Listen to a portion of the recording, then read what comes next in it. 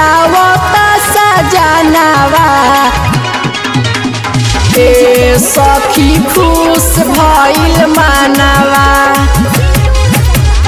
बाहरा से आवता सजनावा बाहरा से आवता सजनावा ए सखी खुश भइल मानवा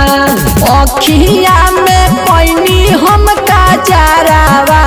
ए सखी आवता सजनावा अरे ये सखी साल भर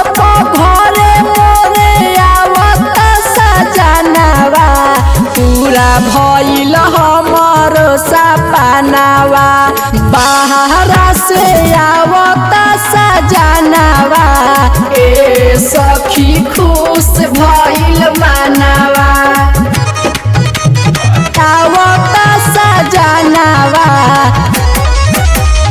अनोखा रिकॉर्डिंग स्टूडियो नागलोई दिल्ली। बाहरा से आवता सजनावा जाई के बाजार से किन के लइनी सारी सोया के देखावे खातिर पिंक कोइनी उठलाली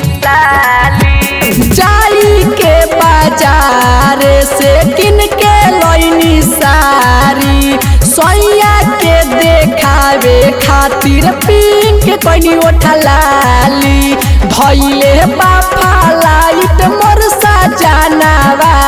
ए सखी खुश भइल मानवा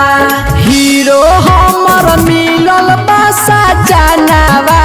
ए सखी आवता सजनावा आवता सजनावा ए सखी खुश भइल मानवा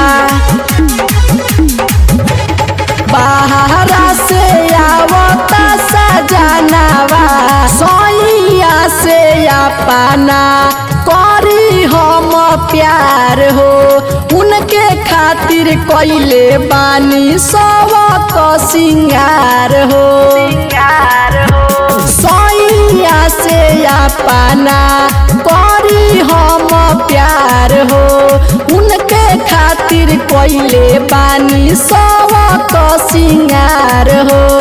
आवतार रिकी मोर सजनावा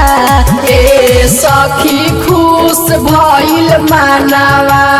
बाहरा से आवता सजनावा ए सखी खुश भइल मानवा। अनोखा रिकॉर्डिंग स्टूडियो नागलोई दिल्ली।